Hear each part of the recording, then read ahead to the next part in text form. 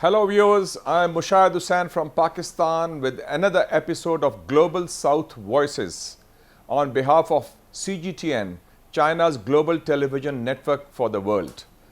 Global South Voices is the flagship program of CGTN, which presents a perspective that is different because it represents the world's majority, the Global South. In today's episode, we will be focusing on the China Central Asia Summit, which will convene in June in Astana, the capital of Kazakhstan. And Central Asia is the happening place which is linking Asia with Europe. And through economic cooperation, through connectivity, through regional security cooperation.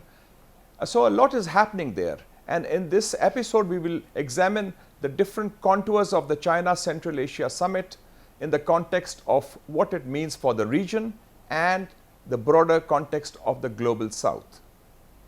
We will start off with a keynote speech from the host country, Kazakhstan, and because the summit is going to be held in Astana, and we have the very distinguished ambassador of Kazakhstan to Pakistan, His Excellency Yerjan Kistafin, who will give a brief overview of the summit, how the process started, and how it will be taken forward. In 2013, President of China Xi Jinping for the first time announced the idea to launch One Belt, One Road initiative in Astana during his visit to Kazakhstan. This project is a global infrastructure strategy with participation of more than 150 countries. As of today, Kazakhstan plays an important role in this term, and 3 years back we finalized construction of the railroad connecting China with European countries, and for example the delivery time today is 2 weeks in comparison to 40-50 days by sea. Now Kazakhstan plays a very important role in terms of connecting East and West. For centuries, my country served as a bridge connecting different countries across the world. And today, Kazakhstan pays a very special attention to developing our transit potential. As you might know, Kazakhstan is the largest landlocked country in the world, and the main purpose of our government today is transform Kazakhstan from a landlocked to a land-linked country. And this is why we pay a very special attention to developing collaboration with China in terms of One Belt, One Road initiative. In 2023, for the first time ever in China, in Xi'an, we held the first China Central Asia Summit. During this summit, we discussed a broad range of issues, and as the outcome of this very important gathering, 54 initiatives have been launched with 19 platforms to be established in the years to come. Now, this year in June, this month in Astana, we are going to organize the second China Central Asia Summit. At the end of April this year in Almaty, we held the ministerial conference, China Central Asia, at the level of our foreign ministers. So we discussed pressing issues of the world today. The main focus definitely will be dedicated to developing our regional connectivity, strengthening our political dialogue, improving our economic ties, developing our people-to-people connections with a special focus on cultural diplomacy, sports diplomacy, our joint scientific research, so on and so forth. Another very important part of our cooperation, of course, will be dedicated to energy security issues. So as you might see, we have a broad range of issues to discuss, and what we see is that this kind of collaboration, this kind of platform can serve to strengthening collaboration not only in terms of Central Asia and China, but far beyond. For example, Pakistan is a part of the One Belt, One Road initiative, and China-Pakistan Economic Corridor in this term plays a very important role. And during the first China Central Asia Summit, it was agreed that we will be developing connectivity not only in terms of China and Central Asia, but also Central Asia and South Asia. And in this term, what we see is that Pakistan can play and should play an extremely important role. Thank you.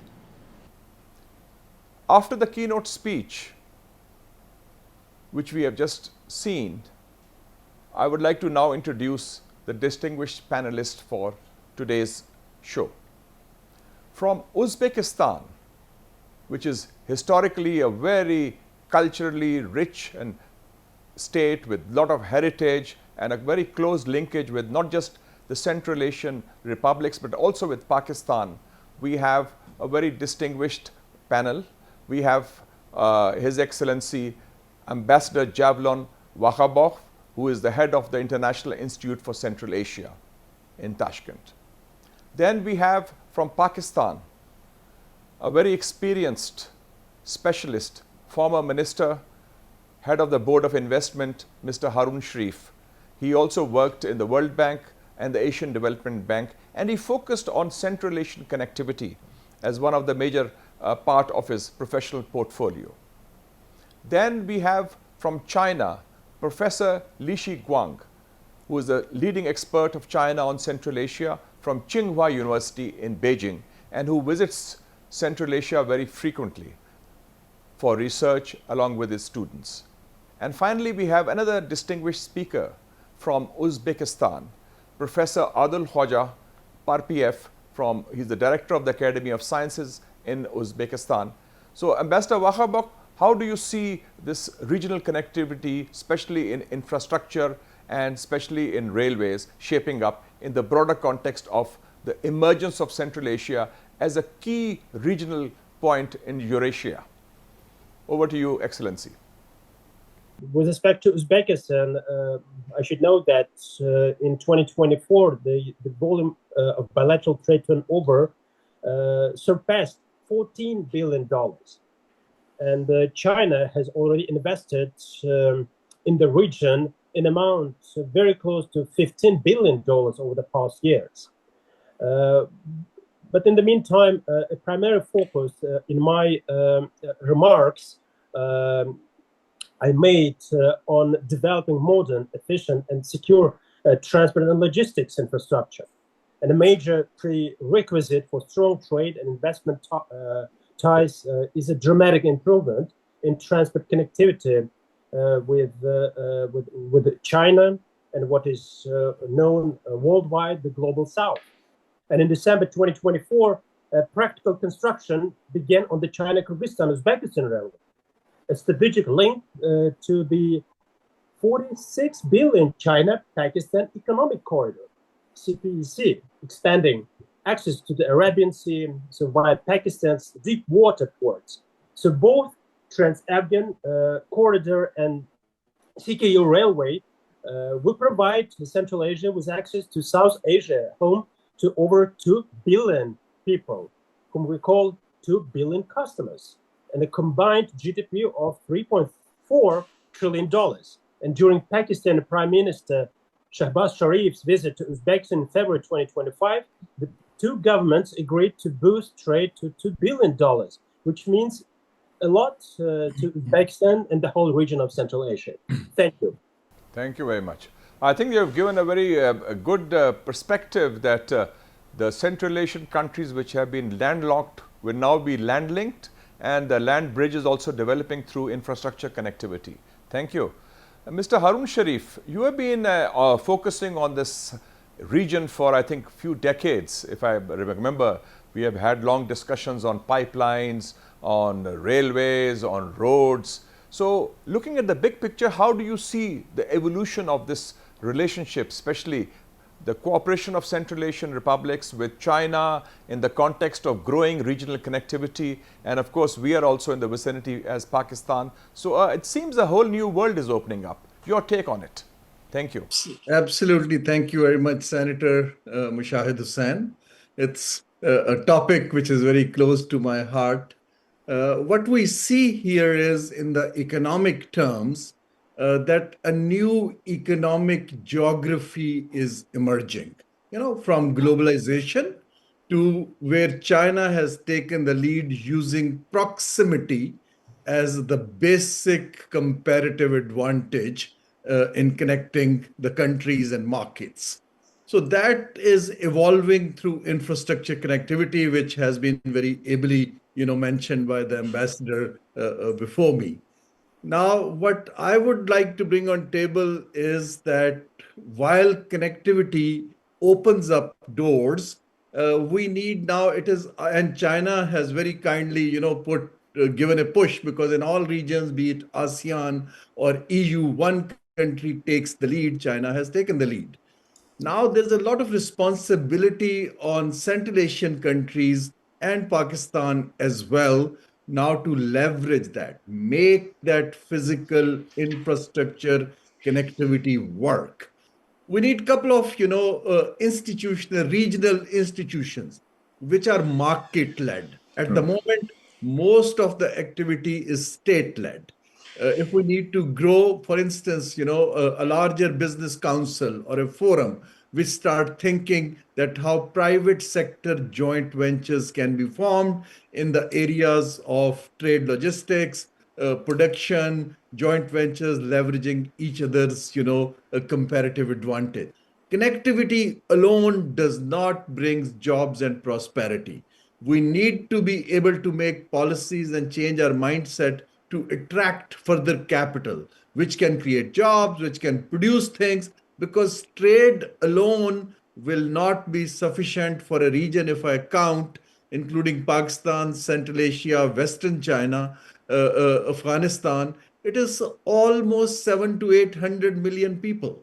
It's a market itself as big as India or some other larger global trade blocs.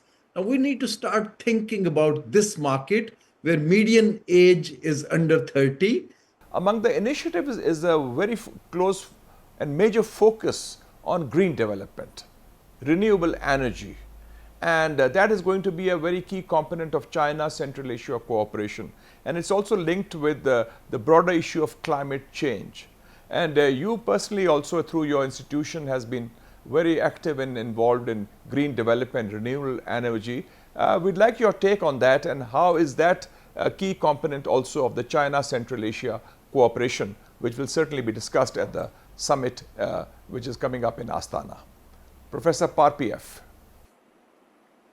You are receiving some very serious and important questions. I believe the scientists around the world actively thinking and working about how to address this challenge. Climate change, affordable energy, food security, and anything. Today, significant attention to being devoted to renewable energy resources. However, finding the single universal solution can be solved of these problems is extremely difficult. For example, if we consider the water as an energy sources, regions like the Central Asia, Arabian Peninsula, so much of the Africa, still no water resource here. If you consider the wind reliable energy source, there's the same problem. That's why we are thinking about how to use the solar energy for these difficult problems. Unfortunately, when the people thinking about the solar energy, many people automatically think that they use the solar energy for the photovoltaic system, for convert the sunlight into the electricity. But believe me, the solar energy can be used far beyond the electricity generation. It can provide a large, stable amount of thermal energy, enabled for the synthesis of new smart materials, especially through the solar concentration. In Uzbekistan, we are conducting research to develop technology for producing green hydrogen from the water by splitting the water molecules into oxygen and hydrogen. So I think that green development is a key plank of the China-Central Asia Summit and also the part of the Belt and Road Initiative. And I'm glad that scientists in Central Asia and Uzbekistan and China are cooperating on that count. Thank you, Professor. Coming to Professor Lishi Guang in Beijing, Tsinghua University. Professor Lishi Guang, we see also, we have discussed the issues of infrastructure, trade and economy, green development, renewable energy. I would like to discuss briefly about regional security also, because that's also a key component of the China-Central Asia Summit and the regional context. And in this regard, we see certain approaches from the Western countries regarding Central Asia, and we see China's approach, which is somewhat different. So how does China view the issue of regional security in Central Asia? Because China's approach is somewhat different, and it's based on close cooperation and what they call win-win cooperation, and it's been a successful model so far. So Professor Li Shiguang, your take on that? About security, and the security came from prosperity. If people become rich, and then peace will come. And people, if we want people to get rich, we have to provide a job, provide infrastructure, building road to them. And China now is building two new roads, connecting China with Uzbekistan, with Kyrgyzstan, and also with Tajikistan. In addition to the famous route, China-Europe route through Kazakhstan. And China, Kyrgyzstan, Uzbekistan is now just drilling three tunnels somewhere near Fergana. That's the hub since ancient time, China traveling to Central Asia to Iran. And also China is, by next year, China will finish its construction of a new highway along the previous Pamir highway built by the Soviet Union in Tajikistan. Thank you, Professor Li Shiguang. Coming to Ambassador Wahabov again, Professor Li Shiguang also discussed the regional security issues. Uzbekistan is also a very key component of that, because as a member of the Shanghai Cooperation Organization, SCO, there's also a regional security framework. And can you provide some features of this emerging security landscape of Central Asia, Ambassador Wahabov, and how has a relationship with China safeguarded peace, security and stability in Central Asia? Because I believe in Tashkent, you also have a regional anti-terrorism system also, RATS, which is under the SCO framework, the Shanghai Cooperation Organization. So on regional security, the role of Uzbekistan, and how do you view the situation broadly from Tashkent? Thank you for your question, and I will do this with a great pleasure. As you might be aware, Uzbekistan is a founding member of the Shanghai Cooperation Organization. And moreover, as you have already mentioned, Tashkent is a home to the regional anti-terrorist structure of the SCO, which has been operating in the region for decades. And of course, we do have our shared priorities for secure and resilient Central Asia, and we are closely working with all the members of the Shanghai Cooperation Organization. And Uzbekistan's foreign policy approaches to security issues in the region are quite clear, and in these terms, we are very much open to cooperate with our immediate neighbors and other participants of the Shanghai Cooperation Organizations on countering international terrorism, drug trafficking, illicit trafficking of weapons and ammunition in the region. Radicalism and extremism is also another priority we are very much focused on. I would say the global South opens up new opportunities for sustainable economic growth and expand that international partnerships. And it also supports the diversification of trade and investment flows, reduces reliance on traditional routes, and strengthens regional economic resilience. And at the same time, collaboration between Central Asia and South Asia offers new prospects for technology transfer and innovation, supporting the modernization of economies and improving quality of life across Central Asia. And moreover, such cooperation enhances regional resilience, enables joint responses to global challenges, for instance, such as climate change. And as I said before, this wouldn't have happened without our firm commitment to secure, stable, and prosperous Central Asia and South Asia. Thank you. Mr. Harun Sharif, with your perspective and with your expertise and experience, we know that Central Asia and China are at the heart of what is now being termed as Eurasia. So what is your take on the opportunities which have just been mentioned by Ambassador Wahabok, and also some of the challenges that we see which could be perhaps impediments, and how to overcome that to promote this regional connectivity and cooperation in this very important part of the world, of Global South particularly? You know, after the tariff war and everything, the world is looking at functionality of land ports between Central Asia and South Asia and Western China. Now, three things are critical if I am a trader or an investor looking at this market. Number one, the port should be functional. Number two, the port should be efficient. More importantly, the port should be secure. Now, the security part, my suggestion, which I gave in Uzbekistan a few months back, was that you look at the ports from a multilateral angle. 4 or 5 countries join hands, make a corporate entity, bring in the best port operator, and show the world that this can do.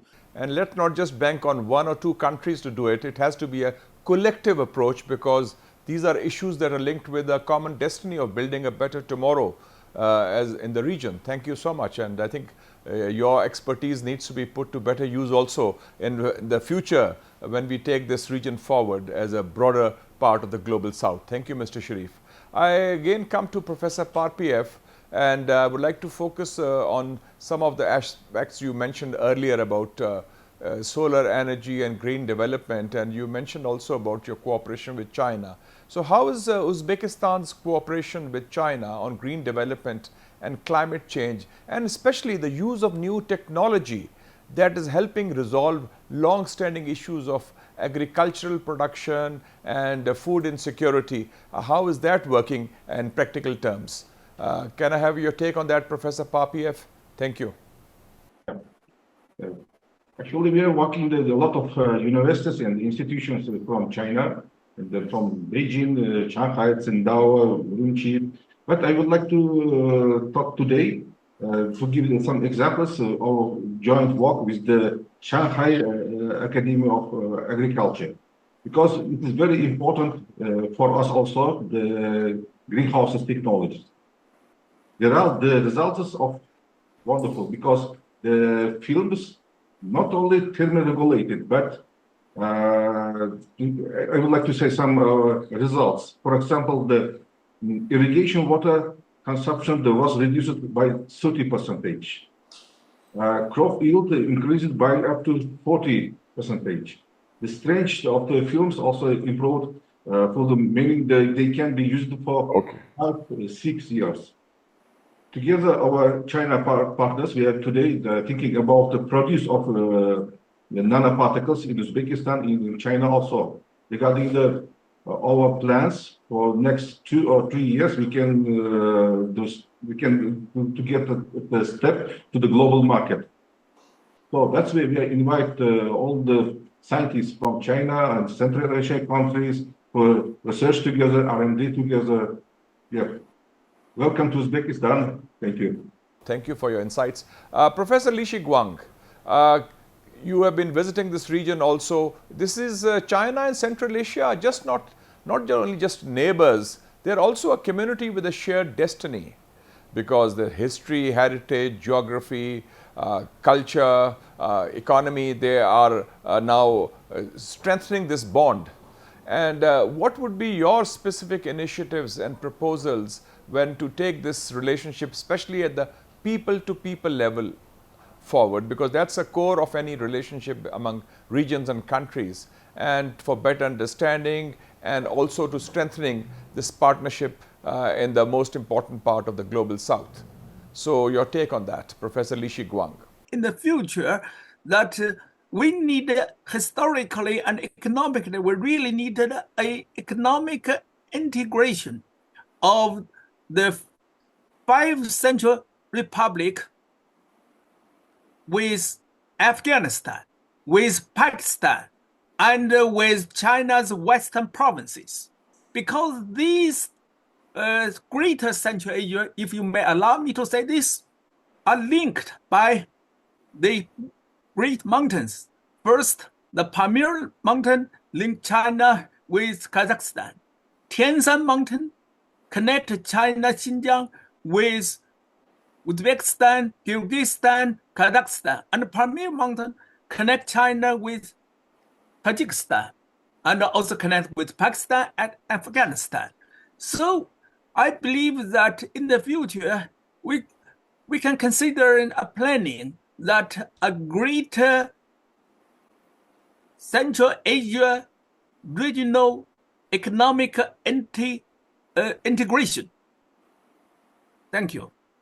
Thank you very much, I think, and we see a very positive future for this region with this connectivity being strengthened at all levels in different dimensions.